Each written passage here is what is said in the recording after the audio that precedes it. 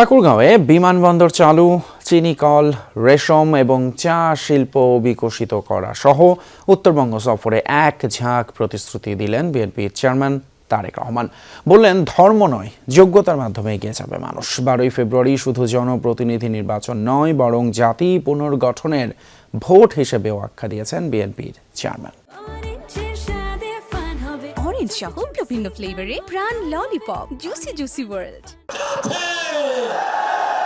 কৃষি আর কৃষকের নগরীতে এ যেন রাজনৈতিক উৎসব।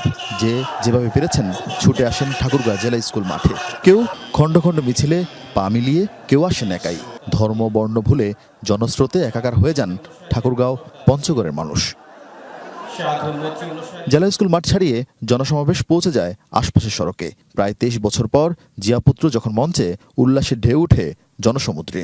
ঠাকুরগাঁয়ের সন্তান মহাসচিব মির্জা ফখরুলকে নিয়ে তারেক রহমান জানান অভিবাদন। যে মাটি বরাবরই ভোটের মাঠে বিএনপিকে হতাশ করেছে, এবার ইতিহাস বদলে দেওয়ার বার্তা দিল এই জনসভা। ধানের শীষের পক্ষে ভোট চান ঘরের ছেলে মির্জা ফখরুল। উপস্থিত জনতা হাত উঁচিয়ে সেই দাবিতে সমর্থন দেন। আপনারা আগামী 12 তারিখে এই ঠাকুরগাঁও জেলা এবং আশেপাশের প্রার্থীগুলোকে জয়যুক্ত করে আমাদের নেতা তারেক রহমানের হাতকে শক্তিশালী করবেন, যেন তিনি এই নির্বাচনের মাধ্যমে প্রধানমন্ত্রী হয়ে আমাদের দেশকে কাঙ্ক্ষিত লক্ষ্যের দিকে, উন্নয়নের দিকে নিয়ে যেতে পারে।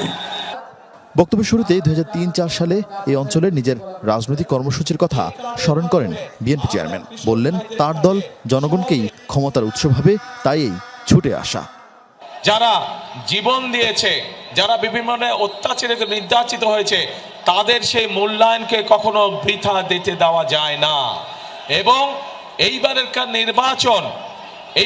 নির্বাচন শুধু দেশের জনপ্রতিনিধি নির্বাচিত করার নির্বাচন নয়, এবারকার নির্বাচন হবে আমাদের দেশকে পুনর্গঠন করার নির্বাচন। পরে তারেক রহমান বৃহত্তর দিনাজপুর অঞ্চলের বেকার সমস্যার সমাধানে বন্ধ কলকারখানা চালু করার কথা জানান। এছাড়া ঠাকুরগাঁয়ের ক্যাডেট কলেজ, বিশ্ববিদ্যালয় ও মেডিকেল কলেজ সহ উন্নয়নের বিভিন্ন দাবি মেনে নেয়ার আশ্বাস দেন। এই এলাকার মানুষ যাতে আরো ভালো চিকিৎসা পায়, সেই জন্য মেডিকেল কলেজের যে দাবিটি আছে, ইনশাআল্লাহ সেটিও আমরা বাস্তবায়ন করব।